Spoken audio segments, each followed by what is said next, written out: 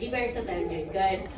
He said I was really good, doing good on the restarts, which is something that I don't have a bunch of bigger track restarts downs because they are a little bit faster. You are the gearing's a little bit different, so you have to kind of work through those things. But after kind of getting comfortable through them, David definitely he was motivating. He's always super positive. That's the nice thing about David. He's super upbeat, always hyping you up, always making sure your positivity is up there.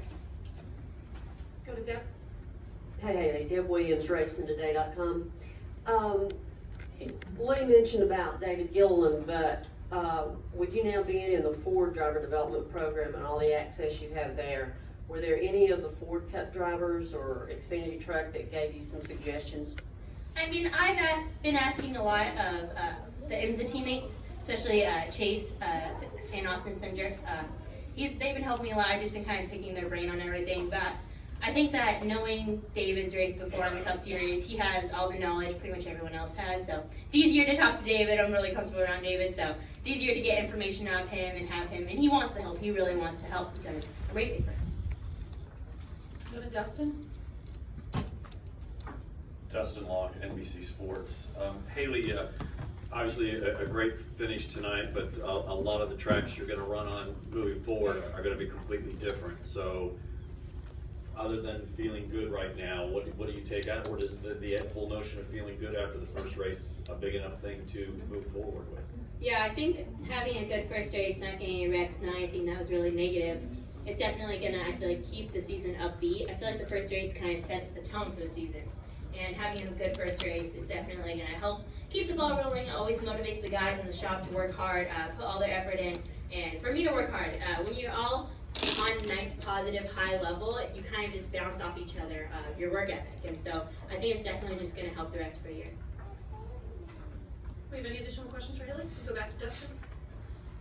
One other thing, obviously, you've been under the spotlight for so long, it's second nature, but obviously a lot of female or even female drivers look to you as kind of the next best hope to kind of break through the ceiling and have great success.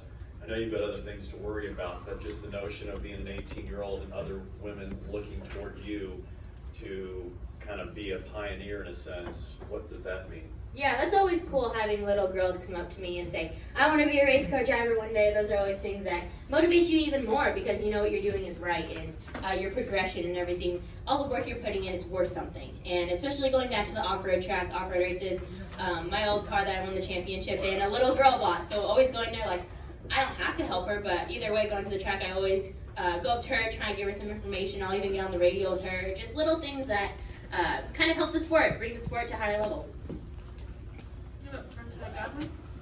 Driver Kelly Dewstrom, can you talk about your close calls tonight? Did you have any like really hairy moments out there? Yeah, definitely had a few. There's some things that I got a little, it's hard though because I'm learning everything, so I am going to make mistakes. I am going to get a little aggressive sometimes when you're trying to make a position. You're trying to run up on people, get good runs off corners, and sometimes the cars get lighter than they should, and it gets a little sketchy, and you're reacting to what someone else does, but also people are reacting to what you're doing, so constantly there's a domino effect. There's definitely some good takeaways and things that I'm going to kind of leave behind out of this race, so but it's a good one. Okay, and what's your next stop from here? What do you do from here now that you finished second at Daytona? Yeah, I think it's just get ready for the next race, kind of start over, re-baseline. I think the next race is Phoenix, right? Yeah, Phoenix. And so I'm definitely going to be on the sim a lot, watching footage, going over everything I need to for there. I have raced at Phoenix before, so I have an idea of it in the K&N car. I love Phoenix, though. Phoenix is going to be a fun race. We have a new title sponsor for the car there, so it's I definitely want to have a good run there. You can go back to Chris. You can mention Chris. Hey Haley, who was your spotter tonight, and how much did he help you, and will you utilize him all year? Yeah, so Eric Holmes spots me. He's won a few championships on the K&N West Side. He spotted me last year. He spotted for Todd in the trucks for a little bit. He spotted for Stuart Friesen. So he spotted quite a bit of the Super Speedway stuff, so he understands it. And he gives me a lot of information, which is something that I love. I need a lot of information during the race. I like having someone talking a lot. If not, I'll key up and be like, hello, are you guys there? And so he definitely does everything that I need him to. Anything final for Haley? Right here. Come on over here.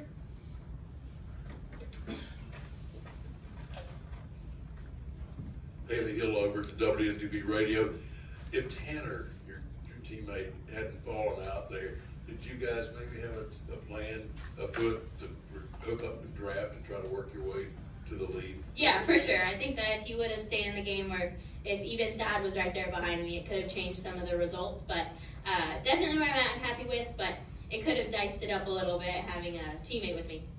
Otherwise, just too difficult by yourself. Yeah, you can't make moves by yourself. That's the hard thing, especially with another Venturini car being behind me. I knew it wasn't going to work in my favor. Great, thanks. Anything else? All right, Haley, congratulations on a great race. Good luck in Phoenix.